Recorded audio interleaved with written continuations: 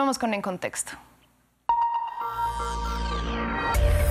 Llega aquí la sección En Contexto en la que damos perspectiva a una de las noticias de la agenda. Para ello ya me acompaña en el estudio mi compañera María Angulo. Buenas tardes. Muy buenas tardes, Valentina. Feliz lunes. Feliz lunes para usted también. Vamos a empezar con un tema que concentra muchas de las miradas en Gaza y es las negociaciones sobre una posible tregua e intercambio de rehenes que han generado un clima de expectativa en medio del conflicto.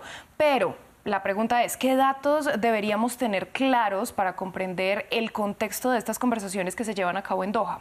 Bueno, Valentina, como bien indicas, muchas de las miradas de las autoridades y de los medios internacionales de comunicación se concentran esta jornada del lunes 13 de enero en lo que podría seguir en materia de seguridad y de derechos humanos en el territorio gazatí. En el caso de que se dé, por fortuna, esperadamente por las autoridades de ambas partes y por quienes están sufriendo las secuelas de la guerra, la firma de este acuerdo que llevaría a ambos bandos en conflicto, que recordemos son las fuerzas de Israel y el grupo Hamas, a confirmar una tregua que implicaría también el intercambio de los rehenes. Sin embargo, Valentina, al darse una mirada a las implicaciones de este tema en el contexto global, todavía son muchas las dudas que requieren ser despejadas en materia de lectura de la situación que se vive en Gaza. Primero, debemos tener en cuenta que el proceso de negociaciones que se lleva a cabo actualmente en Doha, en la capital de Qatar, cuenta con el respaldo no solo de las autoridades cataríes, sino también de Egipto y de Estados Unidos, los cuales juegan un papel fundamental en este proceso como mediadores y gestores en esta discusión sobre un plan de alto el fuego en la zona que está abierto, de hecho, y está sobre la mesa desde el mes de mayo del año pasado, 2024, y en la fecha de hoy se figura como clave, ya que, según lo indicado por diversas fuentes oficiales, hoy habría sido presentado el que sería el borrador final de las dos partes del conflicto.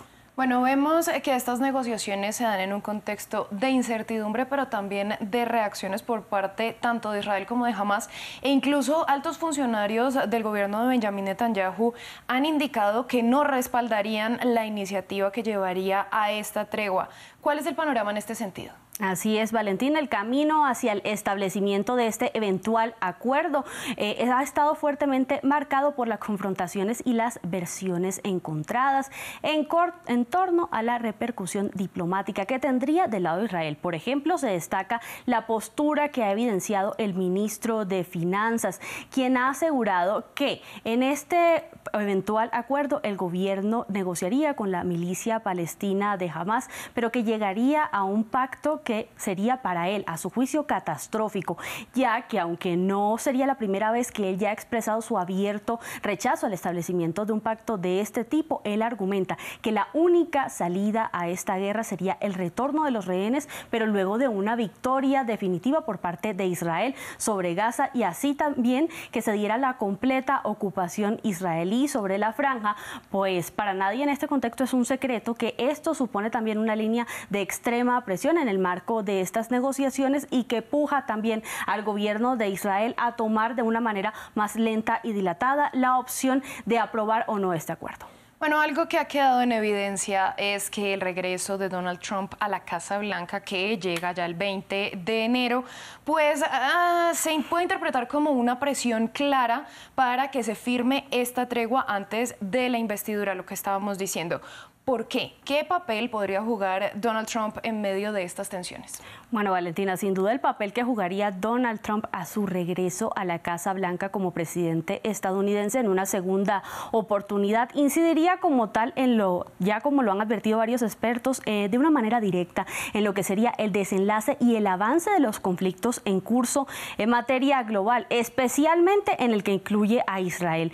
De acuerdo con lo indicado por el alto consejero de Seguridad Nacional de la Casa Blanca, Jake Sullivan, existe una posibilidad de que en efecto este pacto entre Israel y Hamas llegue a estar listo esta misma semana. ¿Por qué? Ante el retorno del líder republicano a la oficina oval, que se dará, como bien lo decías, el próximo lunes 20 de enero. Ante esta pregunta, esa misma pregunta que me formulabas, el por qué, la respuesta es que la presión se incrementa con el ingreso de la ficha de Donald Trump a este tablero, ya que el líder republicano de 78 años supondría un un aumento de las tensiones luego de la calificación y de la amenaza que hizo él de convertir en una suerte de infierno el territorio gazatí en caso de que el grupo Hamás no liberara a los rehenes. Bueno, uno de los puntos clave de este eventual acuerdo es justamente el que aborda la liberación de esos rehenes. Varias fuentes han alertado sobre las implicaciones y las condiciones en las que se daría en caso de que el acuerdo fuera exitoso.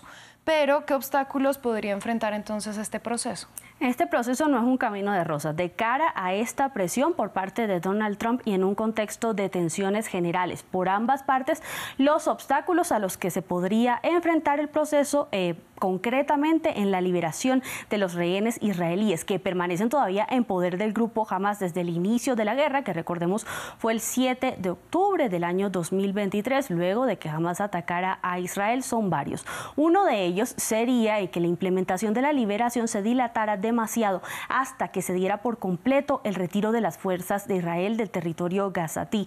Y otro de ellos sería el que apunta, como lo ha señalado ya Israel, a que al menos la mitad de estos rehenes ya estuvieran muertos y se volvieran así a subir las tensiones por ambas partes. En todo caso, para que esto se dé, sería necesario que se completaran las diversas fases del acuerdo, que serían primero el cese el fuego, segundo la liberación gradual de estos rehenes, el intercambio por los presos palestinos que permanecen recluidos en cárceles israelíes y posteriormente la reconstrucción del enclave, que implicaría también el establecimiento de un nuevo gobierno. Bueno, sin duda algo que tomará bastante tiempo, por no decir menos. Vamos a cerrar.